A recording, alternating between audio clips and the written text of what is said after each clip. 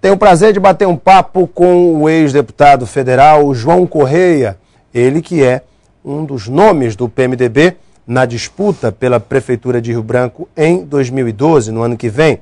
O ex-deputado nos fala deste momento das oposições, do seu partido, qual a sua visão da política acreana neste momento e muito mais. Deputado, muito boa noite. Tudo bem? Tudo bem, Alan. Satisfação tê-lo aqui. Viu? Prazer é todo meu de estar aqui novamente com você para a gente bater um papinho. Deputado, como é que o senhor avalia esse momento? Estamos chegando ao final de 2011, ano que vem, janeiro já começa movimentado, aí depois dá aquela paradinha para o carnaval e depois o ano volta com todo o gás, com os debates sobre as eleições. Em primeiro lugar, eu gostaria de saber como é que está o senhor, como é que está a sua vida, como é que está o seu ânimo neste momento decisivo em que se avizinha um ano eleitoral e o senhor como pré-candidato do seu partido. Como é que o senhor está? Eu estou bem, estou com saúde, e quando você tem saúde, todo o resto vem junto. Estou animado, coloquei o meu nome para disputar a indicação do PMDB. O meu nome foi inicialmente lançado pelo presidente do partido, Flaviano Melo, depois eu aceitei essa indicação, e aí depois porque o PMDB faz muito tempo que não quer fazer uma disputa de primeira divisão, né? Então a gente está um pouco cansado. A oposição sem o PMDB é pouca coisa, a ausência do 15 é muito ruim para a democracia no nosso estado. E o 15 sendo apenas um coadjuvante? Coadjuvante, rabeira, né? Então eu coloquei o meu nome depois das eleições, depois da votação esplendorosa que tive aqui em Rio Branco, né, 70% da votação dos eleitos, dos senadores eleitos, fui o terceiro colocado aqui em Rio Branco, e isso contando apenas com carinho, né, com a delicadeza, com a bondade, com a generosidade do povo de Rio Branco. Então eu coloquei o meu nome. Depois então vieram outras candidaturas que eu as respeito, todas. Fernando Melo e Rodrigo Pinto. Rodrigo Pinto, e dizia eu que disputaria esta convenção até com Ulisses Guimarães, se ele pudesse voltar do túmulo. E assim eu farei. Eu irei à convenção, colocar o meu nome para a disputa, porque é preciso ter um toque original da oposição, do PMDB, na disputa do ano que vem. Percebi duas palavras. Primeiro, o senhor disse que respeita os outros nomes que se colocaram na disputa interna do PMDB. Se colocarem. E que se colocaram, Fernando Melo e Rodrigo Pinto. Qualquer outro que se colocar. E o senhor falou também que disputaria até com Ulisses Guimarães. Ou Perfeito. seja, eu percebo que o senhor está resignado e o senhor também não engoliu essa pré-candidatura de Fernando Melo. Estou errado? Não. O problema é o seguinte, o PMDB, sem o PMDB, todo arranjo de oposição se torna um arranjo meio falsificado. Por quê? Porque nós somos a única força política no Acre que tem a originalidade da oposição. Quando você começa a trazer da situação pessoas e elementos para fazerem um papel de oposição, às vezes você não tem muita garantia se essas pessoas são ou não de oposição. Vou lhe dar um exemplo muito típico. O Petecão veio da situação e hoje é senador e um dos principais nomes da oposição. Não, Fernando ele é da Melo oposição, aparentemente aqui, lá ele é Dilma. E sem discutir com ninguém. Porque o PSD é um partido... Então é uma coisa meio incerta, meio camaleônica. Eu quero, por exemplo, a minha candidatura... Mas o PMDB não é a mesma coisa, deputado? Não. Lá em Brasília é pró-Dilma. Não é a mesma coisa. O PMDB é oposição aqui desde que quando começou. Mas lá tem um vice-presidente? Não. O PMDB, quando eu fui deputado federal, eu era de oposição. Tá certo? Porque o PMDB são vários feudos, não, exato, uma colcha de retalhos. Tá, ok, mas eu quero dizer a você que é diferente. Não compare, pelo amor de Deus, não compare o PMDB com essas entidades que não se sabe de onde vêm e para onde vão. Tá certo? Por enquanto, por mero oportunismo, podem estar aqui. Essas coisas eu não aceito, você está entendendo, Alain? Eu quero um debate, eu quero uma discussão. Então você acha que o Petecão tinha que ser oposição aqui e lá contra Dilma também, em Brasília? Ele não foi eleito como tal, eu me lembro do Petecão dizendo o seguinte, propondo na eleição do Serra, no segundo turno, que fosse oferecidos os cargos federais para os membros da oposição. Depois ele pulou lá para o lado da Dilma, no esquema do Kassab, que é um partido da Dilma, uma coisa extremamente suspeita, aquela relação toda lá. E não explicou isso para ninguém, não disse isso nada para ninguém, porque ele acha, como todos os líderes de oposição, eles acham que os votos são dele.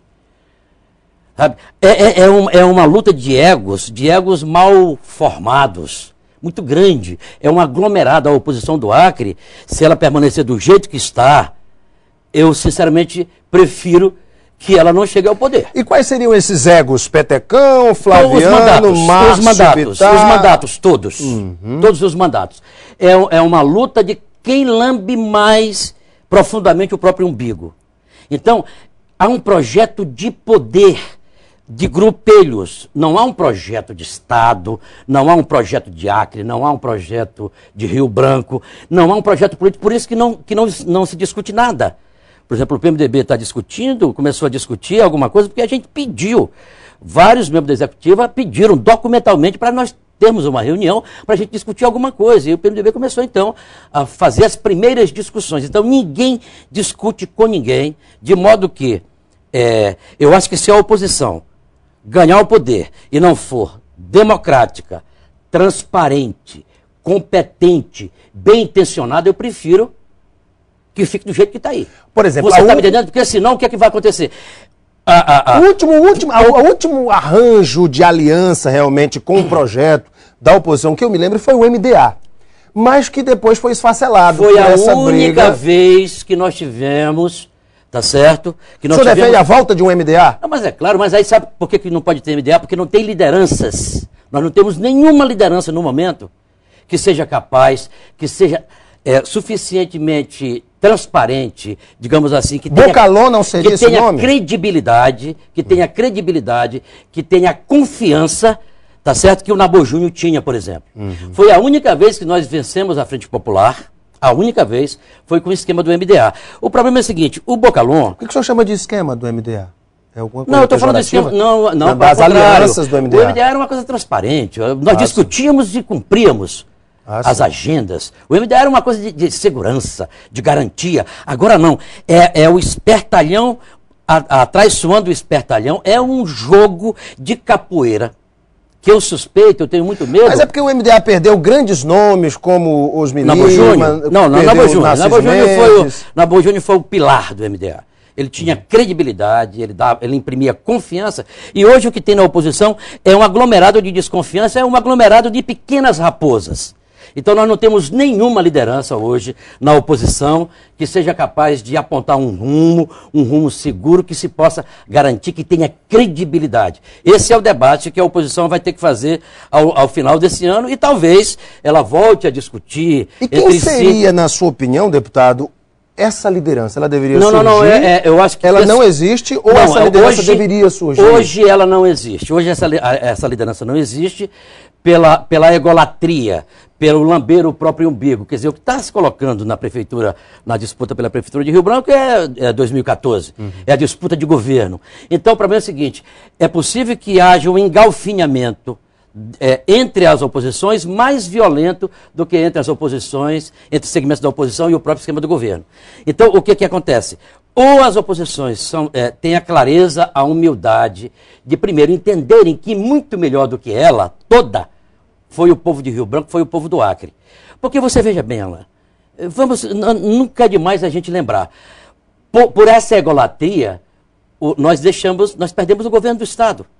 Ou você tem alguma dúvida de que se o Rodrigo Pinto, e aí eu quero dizer que o meu partido foi o principal culpado a errar, o principal culpado. Foi sim. Se nós tivéssemos o Rodrigo Pinto, nós tivéssemos o Sebastião Bocalon, tá certo? Nós teríamos tido um segundo turno com a eleição do Serra, com a questão do horário. Você tem alguma dúvida de que o governador hoje seria da oposição? Nenhuma. Mas, ou seja, era uma grande perspectiva. Esta Frente Popular, ela tem uma sorte, que eu vou lhe dizer uma coisa, eu só não vou dizer uma coisa que é chula, tá certo? Mas tem muita sorte.